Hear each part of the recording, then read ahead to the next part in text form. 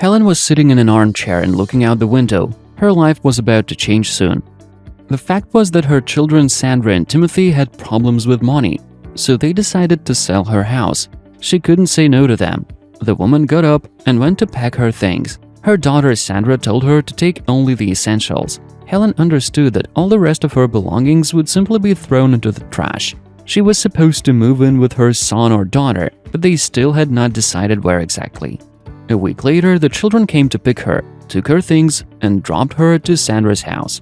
There she was given a room where the daughter's husband's office used to be, which of course he was not happy with. It was small and uncomfortable, and there wasn't enough space for Helen's things.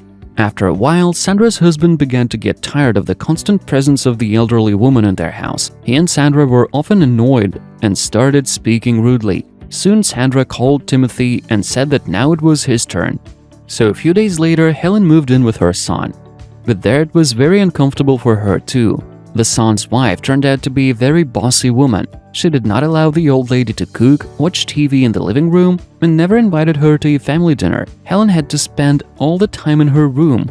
She was like in prison. The relationship between Helen and her daughter-in-law was worsening day by day. Timothy began to get tired of this situation and the constant tension in the house, so he asked his sister to take his mother back, but she refused. Then he offered to send Helen to a nursing home, but Sandra replied that she would not spend money on it. Timothy also did not want to pay for it out of his own pocket. As for Helen, she had already realized what a mistake she had made. Now she had no home, and the children did not need her either. A few days later, she decided to visit her former neighbor. When she arrived at her destination, she could not believe her eyes. Instead of her small cozy house, there was now a luxurious mansion. When she came to a neighbor, she could not hold back her tears. Helen told her how she was living and that her existence had become a continuous torment. Then the neighbor invited the old woman to stay in her house. On second thought, Helen agreed. She moved in with the kind woman and didn't inform her children about it, as she was really hurt. Helen and Sarah were living in peace and harmony.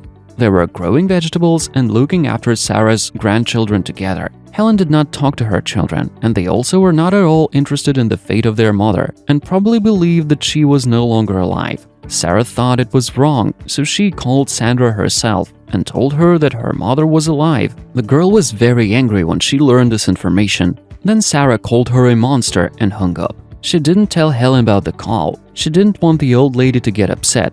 She vowed to do everything so that Helen lived the remaining years happily, surrounded by good people.